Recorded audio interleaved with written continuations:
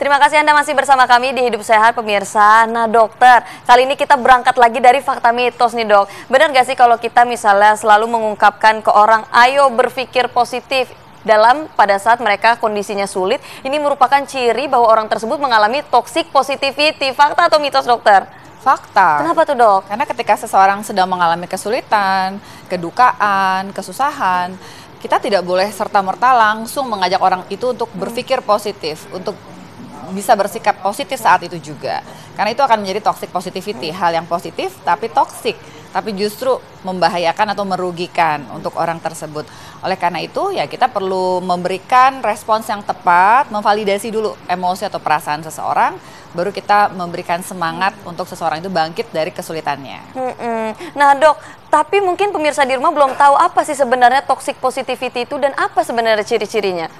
Sebetulnya toxic positivity adalah suatu sikap seseorang yang berpikir positif, bersikap positif, tapi mengabaikan hal-hal yang sifatnya negatif, termasuk perasaan-perasaan negatif yang dialami oleh seseorang.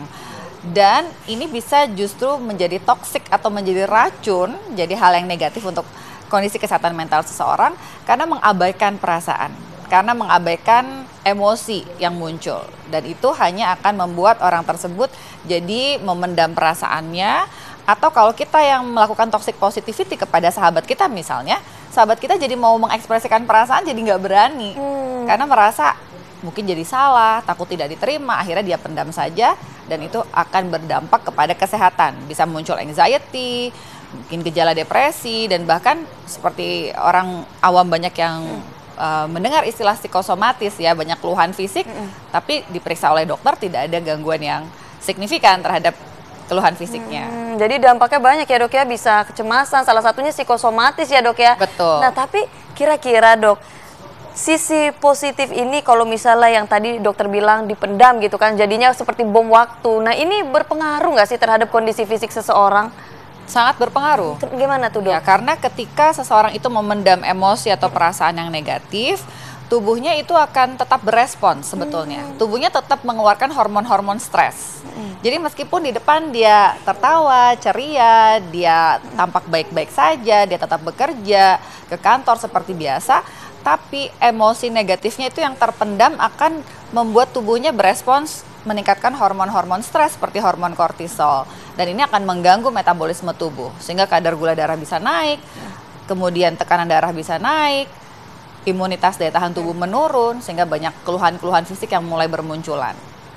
Nah dokter, kita ada fakta mitos lagi nih dok. Bener gak sih kalau misalnya merasa bersalah karena tidak bisa selalu positif, atau merasa malu karena merasakan emosi negatif, ini merupakan dampak dari toxic positivity? Fakta atau mitos dokter? Fakta. Kenapa tuh dok? Karena lingkungannya menuntut orang tersebut untuk selalu positif, atau ada toxic positivity di lingkungannya. Sehingga ketika seseorang ini ingin mengekspresikan rasa marah atau kecewa atau sedih, muncul rasa bersalah, aduh aku tidak boleh sedih atau marah. Contoh paling sederhana adalah ketika kita bersikap sama orang tua. Nah, karena diajarkan oleh norma-norma agama dan sosial bahwa tidak boleh marah sama orang tua. Sebetulnya marah itu boleh, perasaannya.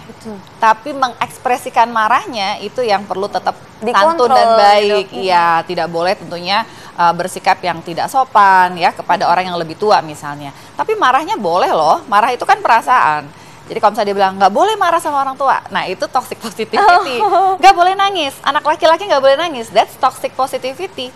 Gitu, karena disuruh positif, sedangkan itu adalah emosi yang sangat natural dan boleh dirasakan oleh siapa saja. Tapi ekspresinya yang harus kita ajarkan, harus diajarkan dan harus tetap dikontrol ya dokter. Ya. Oke baik, nah dokter, setelah ini kita akan tanya jawab sama netizen yang udah kita kumpulin nih pertanyaannya. Usai jeda pemirsa, jangan kemana-mana.